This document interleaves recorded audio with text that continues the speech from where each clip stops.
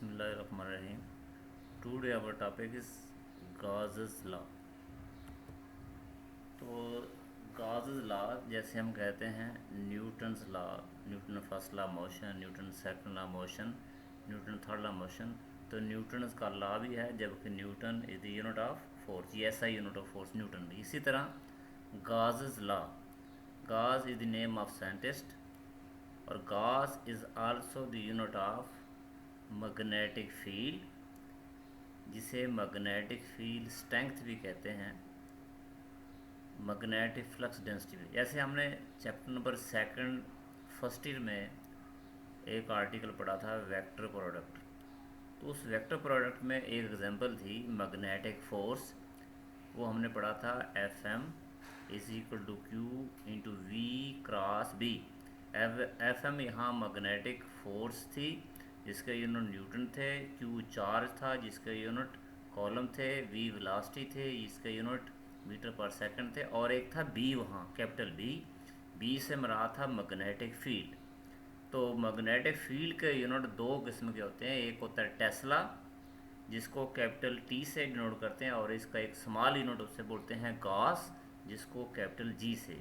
तो वहाँ जो हमने प्रीवियस पढ़ा हुआ है मैग्नेटिक फील्ड बी, इसके यूनिट थे टेस्ला। टेस्ला एक बड़ा यूनिट है, जबकि मैग्नेटिक फील्ड का जो स्मॉल यूनिट है वो Gauss.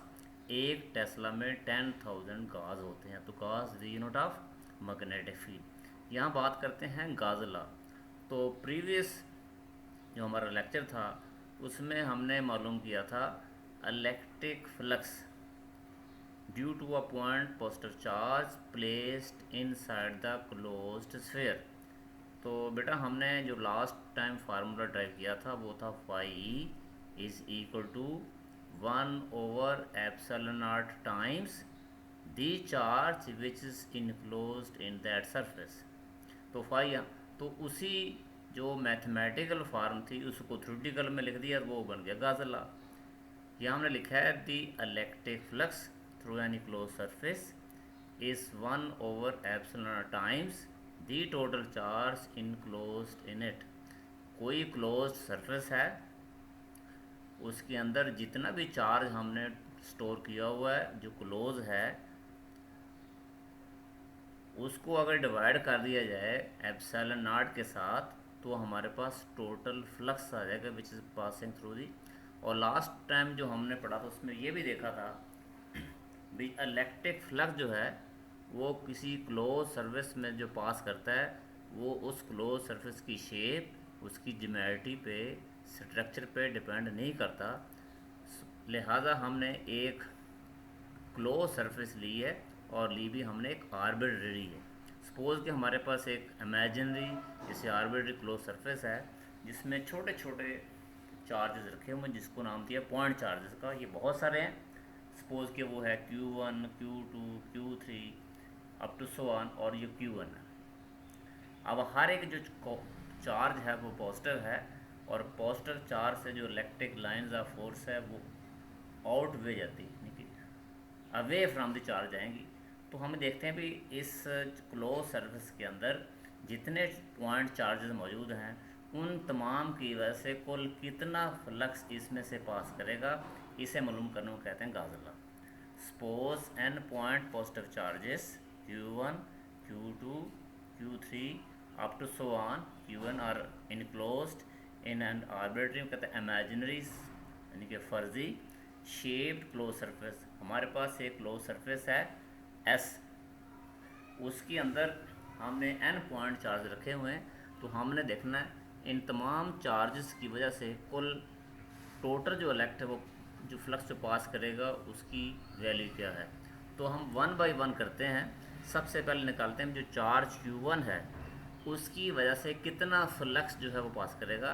Electric flux through close surface due to charge Q1 is, तो फाई ई से मराद इलेक्ट्रिक फ्लक्स, साथ लिखे हमने 1, फाई ई 1 से मराद electric flux due to charge Q1 is equal to 1/एप्सिलॉन नॉट मल्टीप्लाई भी Q1।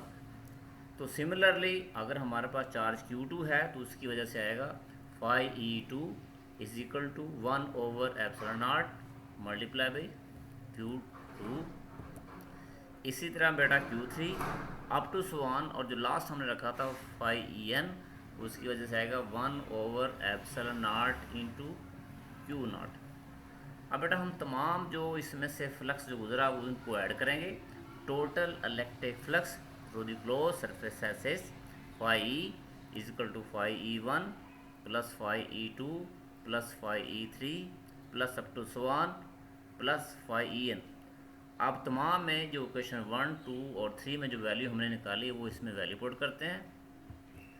अब इसमें सबसे पहले हमने वैल्यू पुट किया, इसमें कॉमन क्या निकाल लिया, तमाम में से कॉमन आया वो है 1/ε0 into Q1 plus Q2 plus Q3 plus up to so on plus Qn। इन तमाम की जगह हमने इनको रिप्लेस कर दिया कैपिटल Q के साथ।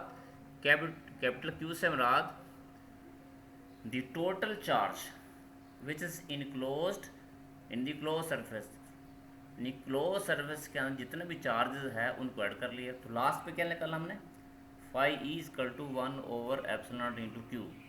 The total electric flux passing through the close surface is equal to 1/ε0 times the total charge enclosed in that surface.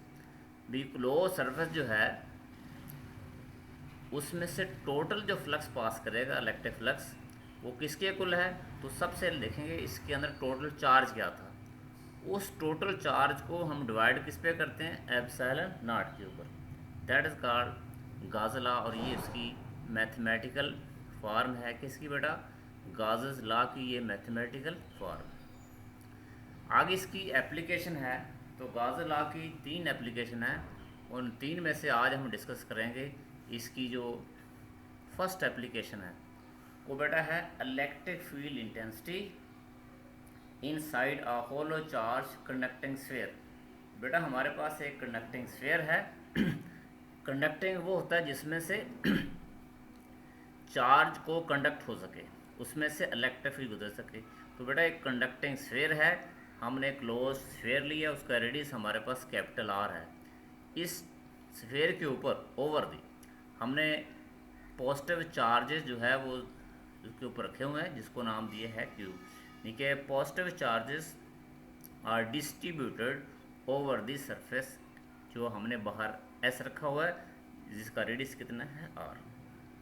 अब हमने देखना भी ये आपके पास क्लोज सरफेस है एक स्फीयर की, इसके अंदर अगर कोई चार्ज ना हो, अगर अंदर से वो खाली हो, बाहर चार्ज हो, तो उसकी वजह से इसके इन साइड के ऊपर वो इलेक्ट्रिक फील्ड मौजूद होगा। हम इसको ये देखते हैं, एक आदमी है उसके सर में पेन है, वो डॉक्टर के पास गया, तो डॉक्टर ने कहा भाई आप एक डिस्प्रिन की गोली खाएं पानी के साथ। तो उसने डिस्प्रिन की 4-5 टेबलेट जेब में डाली और पानी की बोतल उसके हाथ में है। वो कहता मुझे तो आराम ही नहीं आया। तो बेटा उसने तो गोली अभी खाई ही नहीं, तो जब डिस्प्रिन की गोली खाएगा तब उसका जो है वो फीवर दूर हो सकता है। तो हम कहते हैं उस जो गोली उसने जेब में रखी हुई है उसका तो फ़ायदा तब होगा अगर वो खाएगा अंदर जाएगा।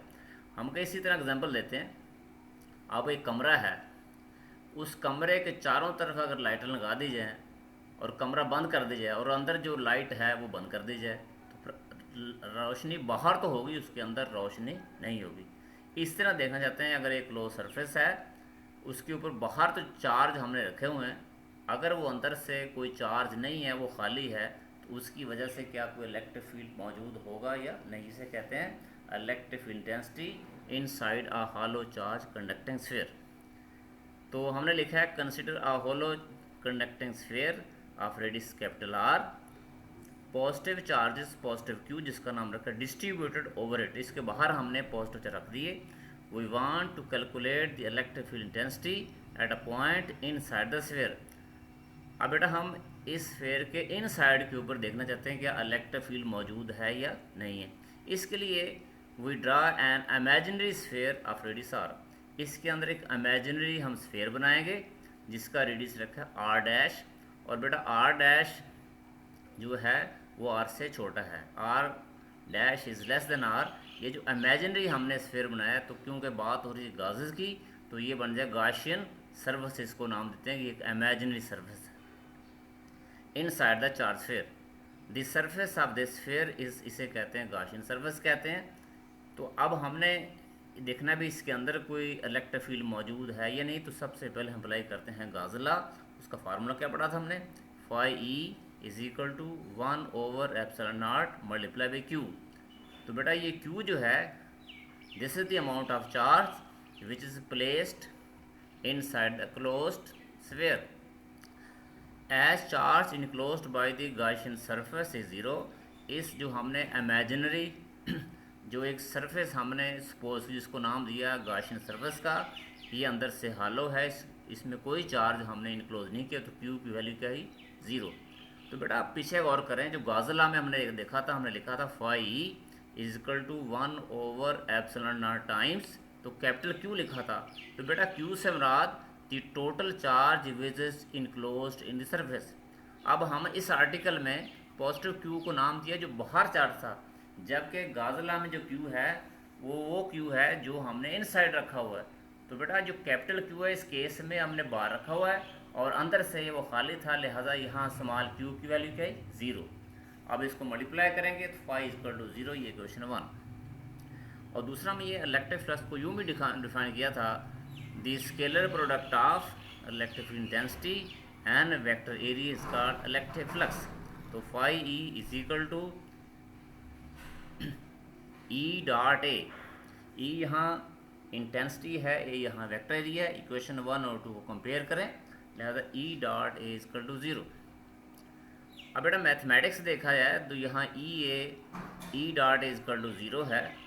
अब हमने न्यूटन फर्स्ट लॉ मोशन में देखें मैथमेटिक्स में, तो वो लिखा Newton second law motion, sorry, वो था F is equal to M A in the absence of external force. अगर किसी जिस्म पे कोई फोर्स अप्लाई ना की जाए तो F is equal to zero. तो वैल्यू पुट करें, zero is equal to M A, there are two chances, either M is equal to zero और A is equal to zero. हम कहते हैं किसी ऑब्जेक्ट का मास ज़ीरो हो नहीं सकता, तो तब ए क्या था, ज़ीरो। तो हमने ये देखा था अगर किसी जिस्म पे कोई फोर्स अप्लाई ना की जाए तो एक्सेलरेशन क्या हो, ज़ीरो। अब वही फार्मूला यहाँ लगाया मैथमेटिक्स में, E dot is equal to zero. अब इसका mean this simply that A is equal to zero और E is equal to zero. अब बेटा ए क्योंकि आपके पास स्फीयर है, इसका एरिया तो ज़ीरो हो नहीं सकता, तो जब ए ज़ीरो नहीं तो बाकी सेकंड ऑप्शन क्या हुआ, जब ए ज़ीरो नहीं है तो लाजमी तौर पे फिर ई हमारा ज़ीरो होगा। इसका मतलब ये हुआ भी इनसाइड में कोई इलेक्ट्रिक फील्ड नहीं होगा। तो अब इसका जो रिज़ल्ट निकाला है वो ये निकाला है, the interior of hollow charge metal sphere, एक मेटल स्फीयर है, इसके इंटरनल की बात हो रही है, वहाँ कोई फील्ड नहीं होगा, उसे कहते हैं, तो ऐसा रीजन जहाँ कोई फील्ड ना उसे कहते हैं फील्ड फ्री रीजन कहेंगे या फील्ड फ्री जोन कहते हैं। लिहाजा रिज़ल्ट ये निकाला, अगर कोई हमारे पास कंडक्टिंग स्फीयर है, बाहर उसके ऊपर चार्ज हमने प्लेस किए हुए हैं, अगर अंदर से वो खाली, अंदर कोई चार्ज नहीं है, तो बेटा इलेक्ट्रिक फील्ड वहाँ नहीं होगा, इसी वजह से कहते हैं फील्ड फ्री रीजन कहते हैं। दूसरा ये देखा है, any apparatus placed with in metal enclosure, किसी अपरेटस को, जैसे कंप्यूटर का कुछ सेंसिटिव हमारे पास है, ये कंप्यूटर जो है इसका इंटरनल स्ट्रक्चर है, अगर किसी मेटल बॉक्स के अंदर रख दिया जाए तो बाहर वाला इलेक्ट्रिक फील्ड इसको इफेक्ट नहीं करेगा। Any apparatus placed with in metal enclosure, इनको कहते हैं बॉक्स को, किसी अपरेटस को, किसी सेंसिटिव अपरेटस को अगर किसी मेटल बॉक्स के अंदर रखा जाए, इस शील्डर फ्राम दी इलेक्ट्रो, हम जो एक्सटर्नल इलेक्ट्रिक फील्ड है उससे महफूज बना सकते हैं। क्योंकि पहला रिजल्ट ये देखा था भी अगर कोई मेटल स्फीयर है, कोई मेटल का बॉक्स है, तो बाहर वाला जो इलेक्ट्रिक फील्ड है वो अंदर वाले पे इफेक्ट नहीं करेगा, इसलिए कहते हैं any apparatus placed with in metal enclosure A shielder from the electric field. किसी अगर अपरेटस को, किसी इलेक्ट्रिकल अपरेटस को किसी मेटल बॉक्स के अंदर अगर बंद कर दी जाए, इनक्लोज कर दी जाए, तो वो बेटा महफूज हो जाएगा किसी इलेक्ट्रिक फील्ड से जो एक्सटर्नली है। लिहाजा ये हमारा था उसका गाजला का जो उसकी पहली की एप्लीकेशन थी। अब जो बाकी दो एप्लीकेशन वो कल इंशाल्लाह स्टडी करेंगे।